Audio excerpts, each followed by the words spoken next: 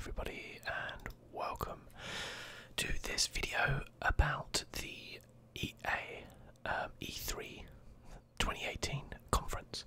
I've just finished watching through the hour and a half or so of the EA press conference, about an hour and 20 minutes or so, and there was some good stuff and there was some not so good stuff coming through. EA are, let's face it, notoriously a kind of a notorious game making company right now. We can all acknowledge that they do make some excellent games, however they also make some bad games, and they also are known to let's just say try to monetize everything they possibly can do, and squeeze every last drop out of those franchises they've got. The big thing everyone was looking forward to this year was Anthem, and I'm going to go through that at the end because it came at the end of the conference, and then just talk about some of the stuff they showed as well. They kind of kicked it off with Battle Royale, the Battlefield 5 Battle Royale. Of course, it's got Battle Royale mode in it. Everything does. I don't actually mind that too much. I mean, my personal feeling is about Battle Royale games is that I don't mind them. Obviously, Fortnite, it's not a bad game. It's a victim of like being the most popular game, so it's, you know, kind of cool not to like it and stuff like that. But fundamentally, as a game, I think it is quite flawed. You know, there's not a lot to do, if you see what I'm saying. So these big companies, these big franchises like Battlefield and Black Ops taking on a Battle Royale mode, I think it's interesting because I'd like to see what they're going to take, you know, what version 2 of Battle Royale is going to be and how they're going to go. Of course, the difference, I guess, is that this is going to be a tacked-on mode to a different game as opposed to an actual Battle Royale game, but maybe that's all Battle Royale is going to be, you know. Maybe it is just a game mode, and Fortnite was very, very good at capitalising on that popularity. We'll see. I like the look of Battlefield 5. I like the look of Battlefield 1. I didn't play it very much, despite owning it. I think the World War II thing is more my vibe rather than World War 1, personally. I like the tanks. I like those, you know, Spitfires. Yeah, it looks interesting. Weirdly, we didn't get to see much of like the campaign. They said they're going to do that at the Xbox conference. I'm going to try and do a video for each of the main press conferences. So EA, Bethesda, Xbox, PlayStation, Nintendo.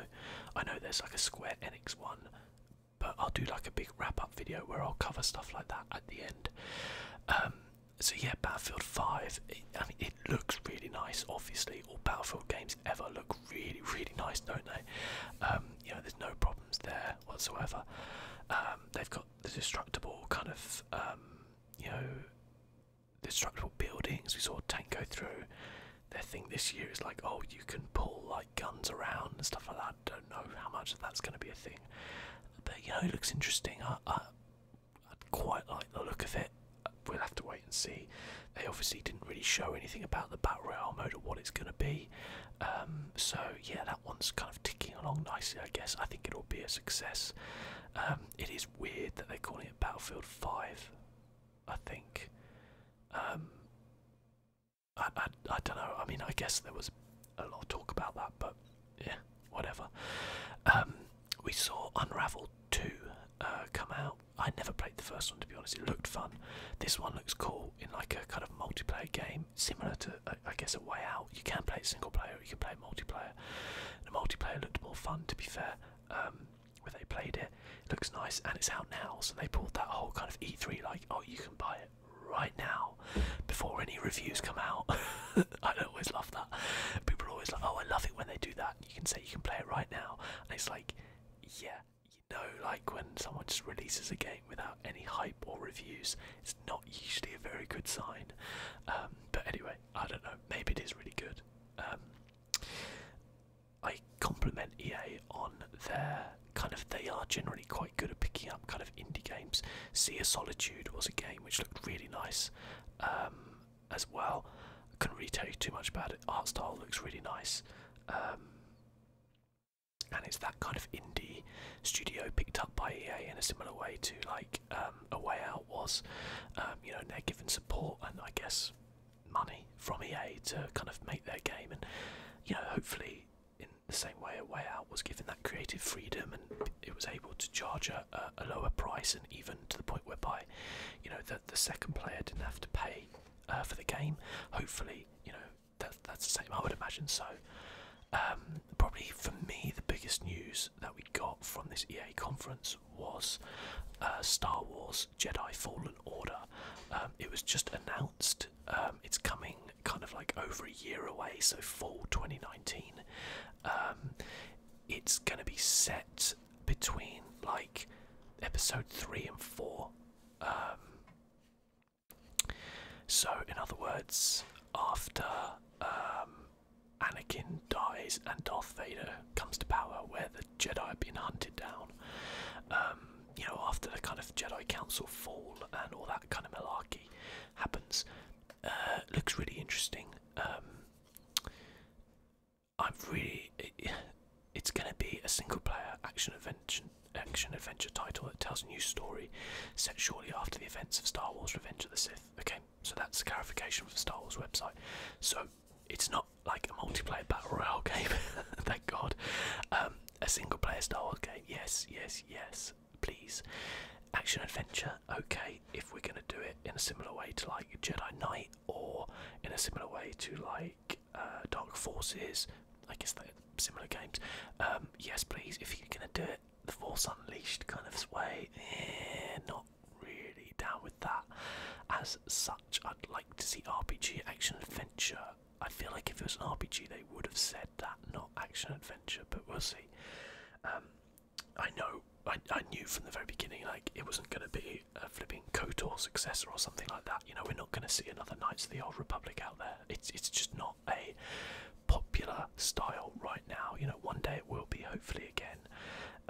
That kind of style of RPG, and EA will make another one, hopefully. Or, you know, I guess the thing is, I'd love to see like a Star Wars game in a similar way to Dragon Age Inquisition. Okay, that style of game. You know, you have a party, go out, but if they're just saying action adventure, that says to me more like The Force Unleashed or something like that. You know, kind of like linear type stuff. You know, hey, that can be good. We all know that. Respawn, they're generally a pretty good developer, so I'm very intrigued by it. Obviously we didn't see anything of it whatsoever, no concept art or anything, so we don't really know too much from there. They announced that the Clone Wars are coming to Star Wars Battlefront 2. They kind of apologised as well on stage about screwing up, which I don't know, I kind of feel it's a bit weird, because it's not like they released a game which they didn't know it was gonna be like it was gonna be. That's what makes me laugh about when people like that come out and apologise about things like that. So if you came out and apologised because you were like, PC suddenly decided to turn the fans up, if you came out and were like, hey, you know, we apologise because you know, we thought that we were going to go in one direction with the game and it was going to feature this stuff, but by the end of the game we had to cut some stuff because of timing or whatever, but we're going to do our best to get it back in, say like a No Man's Sky scenario, in a way where it's like we wanted to put this in, or we said we were going to put this in but we didn't, now we're going to try and make it up to you, we're sorry. It's like, okay, I can accept that. If you're going to turn around and go, we're sorry we tried to nickel and dime you, it's kind of like, I don't think you're sorry you got caught. That's what you're sorry about. You're sorry that people took it badly and called you out. That's what you're sorry about. You're not sorry you did it because you knew what you were doing. There's not a company like EA doesn't make a mistake like that, you know. They know what they're doing. So I'm not going near Star Wars Battlefront 2 with a 10-yard stick personally. If you play it and enjoy it, fair play to you. But despite being a Star Wars fan, a fan of the universe and the game looking fun, I can move on. Thank you very much. There's plenty of other games out there which deserve your time and money. of course saw Madden and FIFA. Madden, interestingly, coming to PC. That would be cool. I know nothing about American football, like nothing. Like other than, no, I know nothing about American football. So I've always wanted to just play a game of Madden and just not have a clue how to play it. Like somebody who was not into football in any way trying to play FIFA and just be like, what the hell am I doing? But I guess the difference is I don't know any rules for American football. I know that you have to run with the ball into the end zone, you get a touchdown, and that's about it. So I hope they release like a demo and I could just try and play it. That would be awesome. But otherwise it holds no interest with me. FIFA 19, I mean, what can you say about FIFA? I mean, they were going big at the beginning about like the whole esports scene and stuff like that, but honest to God, FIFA, man. I mean, listen, the thing which perpetually annoys people about FIFA is that it holds the monopoly, okay, because it has all the licenses, and you don't really want to be playing a game which has to feature fake badges and fake names and doesn't have all the, you know, right names, stuff like that. It's not immersive in any way, you know. And like, so FIFA has that monopoly because that's what they've got. Like Pro Evo, which is probably the superior game. In fact, it is the superior game in terms of gameplay because it doesn't have the game modes of FIFA or the polish or the shine. It loses out, and EA know that, and they know they don't have to do very much to it. All I think people want is to just fix the broken things about the game. You know, stop trying to put in new things every single year. Just make it solid. You know, perhaps stop trying to nickel and dime people. You know, we talk about like what they do with Battlefront 2. Listen, FIFA's been doing this for years. Okay, with the Ultimate Team stuff. This is why I don't even go near that. It's like, you know, you have to. It just gets to a point where you're like, you have to pay money in, like, if you want to do anything. And the way that like it works with the loot boxes, and there are loot boxes, the Ultimate Team stuff. It's just a joke. Like, it's just an absolute joke. Sure, you can save up coins and you can go on the transfer market, but you know, if you want to play with Messi or Ronaldo to try and compete against the top players, you better be prepared to stump up the money, basically, or get exceptionally lucky. So yeah, I just, you know, and, you know, from a gameplay point of view, like, there's just not a lot going on in FIFA. I don't think anymore. It's all style and very little substance nowadays. You know, having said that, I'll probably pick it up, you know, because I love football and I want to play a football game. Hopefully Pro Evo, I've heard they're going to get more licenses this year. If that's the case, I wouldn't have a hesitation in switching over, but we'll see. You know, if you look at the FIFA 19, it doesn't look any different like from FIFA 18, and I feel like I've said it for so many years now. They need to take a year off. They need to just release an update pack. They could charge like $10 for it to just update the names and kits and all that malarkey, and go, hey, we're going to take a year out here. We'll be back in, you know, FIFA 20, and it's going to be the best FIFA ever. We're going to really knuckle down, because having a year to improve this game, and it just isn't enough time for them, you know, to fix everything that's broken in it.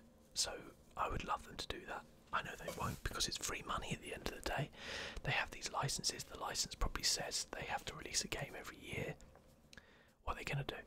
Not going to lose the license, are they? Because people would snap that up in an instant. It makes them a ton of money, especially the Ultimate Team stuff. And that's where I think we come on to another thing, because you know, they apologised for cocking up Battlefront 2. They didn't really specify how they cocked it up. We all know it's the pay-to-win scenario.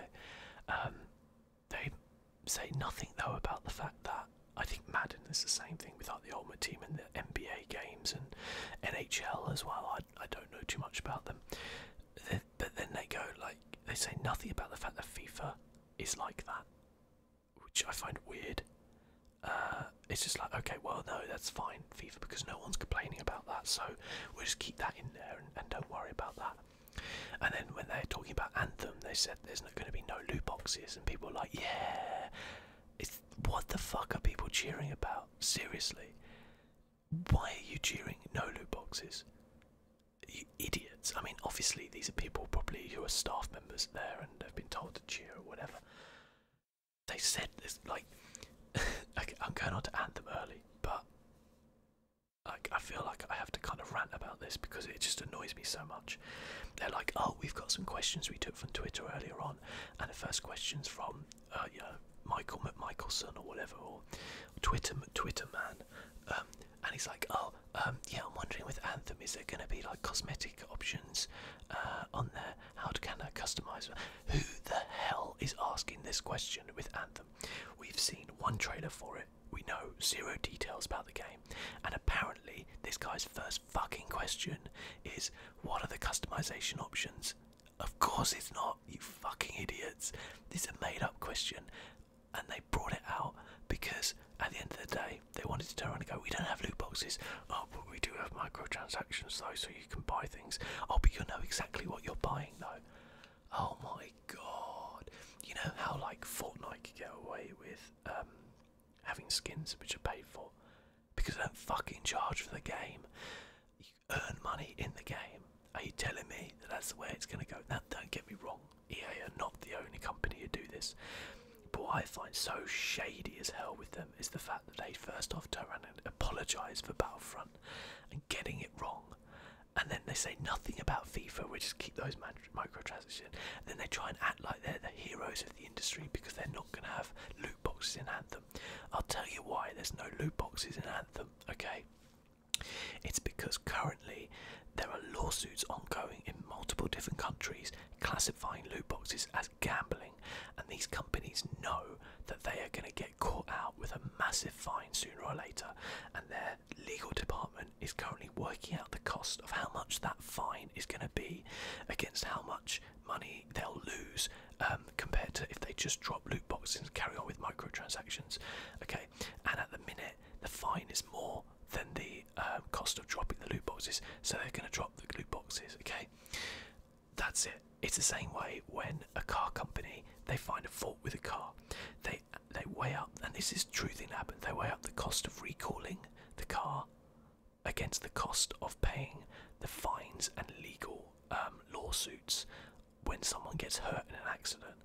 And if the cost of the lawsuits are more, they recall the cars. If it's not more, they don't recall it.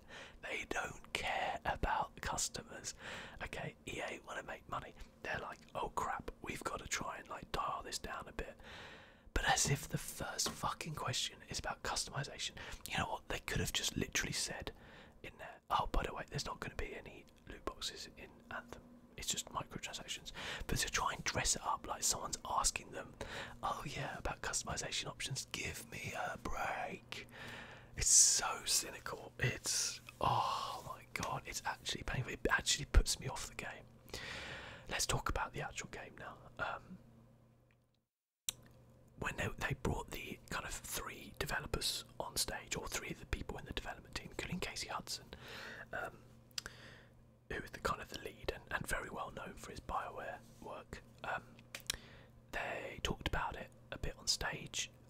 It's going to apparently be weirdly like MMO or multiplayer-y when you're in the open world, but then it's going to be single player when you get back to the base. So I guess think of it as like the opposite of Destiny, or how I play Destiny. So when I play Destiny, when I go into the world, I play as a single player, and when I go back to the hub, there's loads of people there. It's kind of the opposite to that, you know. When you're at your hub, you're on your own, I guess, so you can focus on your story without people jumping around and, you know, doing stuff. And I guess your like hub world can look how it is for your choices, and I like that idea. I'm up for that. And then when you go out, you can team up with other people. They can join you, or they said you can do it alone. It's a bit harder, which I'm okay with again. And yeah, I think it's like, okay, that seems cool. The fact that you can fight in the air, underwater, and you know, on the ground, that seems really interesting. I like the idea of these javelin suits. They said there was 4 different suits. It was a Colossus, which is like a big, heavy, like tank. One, a which seems to be like the kind of soldiery, kind of multi one. I can't remember the name of the fast one, like the kind of ninja-y one. And then they had like sort of like the storm, I think they called it, which looked pretty cool as well, which was kind of like used like magic, shall we say. I don't know what the hell the lore is going to be there. But yeah, that's kind of what they're like doing there. You know, from what I've seen of the trailer, they worried me to begin with because they showed a lot of concept art when they were talking to people. I was like, oh crap, is this game coming out like soon? Because I'm just seeing concept art. And then they actually showed kind of like a bit of a longer trailer, and I was like, okay, cool. They explained that the world's gonna be like there is an enemy to what you have. I've forgotten what they called them now, like the Covenant or something like that. I can't remember. And then there's also the Anthem, which like makes things, and the Covenant can weaponize it. And I was like, okay, so is there just going to be like one enemy in this game? Because yeah, you know, I guess it could be okay, but we've kind of come to expect a bit more than that from these kind of games. But okay, and it looks like it's going to be on the one planet, which again I'm fine with. You can have lots of different zones. We've only seen one type of zone, this kind of tropically rainforesty type of zone, but you know, obviously I guess you have the underwater sections as well and stuff like that, but we'll see how that looks. The game looks nice. I wouldn't say it looks any better than like Destiny, but considering the different things you can do in it, then you know, I'd take that in consideration. The actual, when they showed the actual gameplay of it, like they showed a kind of mission, it seemed to be fragmented. It was kind of very heavily edited and cut, I guess, to maybe not reveal too much, but I felt like the gameplay looked a little bit clunky. It may have just been like an early build, or it may have just been the people playing it or whatever, we don't know, but it felt like a little bit kind of like, it just looked a little bit fiddly to me. I think one of the things that makes Destiny really good is it's just really simple, you know. You have your grenade, you have your melee, you have your super, and you shoot things. Sometimes you know, that's it. You know, you switch between your 3 different guns, that's it. This looked like there was lots of different skills and things like that to use, and it looked a little bit slower, and didn't look like a lot of enemy variety. There were these big kind of like big titan things, which looked interesting, kind of almost like living tree kind of thing, which it looked interesting. And then, you know, they went and they fought at the end. They were going to fight against this boss bug thing, which looked like a pair of balls. Like, it literally looked like a pair of balls. I don't know, but they didn't actually show the fight with that, which I thought was interesting. So we don't know like how bullet spongy these bosses are going to be. I mean, they are going to be really bullet spongy, we know that, but yeah, it's interesting. They didn't really show that much to it, how anything was going to work. Let's not forget, they've said there's going to be microtransactions in it, so we know that from the beginning. I think they said it was just going to be customization, but I don't know offhand thinking about that now. So maybe it'd be pay to win like Battlefront 2, who knows. I'd kind of like the idea between the 4 different javelins, if it's a case you can switch out depending on what you want, because that would be cool, because it would save you having to make like a new character. I guess you still have to level up your different javelins maybe, but I'd be down for that. I'm hopeful for Anthem. They said it's going to come out in February 22nd, 2019, so you know, kind of what, 9 months, 8-9 months away. I'm sure we're going to hear a lot more about it before then. I'm sure you can pre-order it today. I would advise you not to. You know, wait. You're not going to lose out on anything. So yeah, it looks interesting. But again, going back to the loot box thing, like, let's stop applauding these people for saying they're not doing loot boxes. The only reason they're not doing loot boxes is because they know that they're going to face huge fines and legal action if they continue to promote gambling to underage kids. That's it. They don't care otherwise. They were quite happy to do it in the first place, and let's not make any bones about it. They know exactly what they're doing with every game. Every big game that is released is play tested, and it is dummy reviewed, and it is is, you know, focus tested, so they know what they're doing. Like, there's not like they release it and go, oh, this is a massive surprise because, you know, we just didn't know it was going to get a reaction like this. Oh my goodness me. No, they know exactly how it's going to turn out.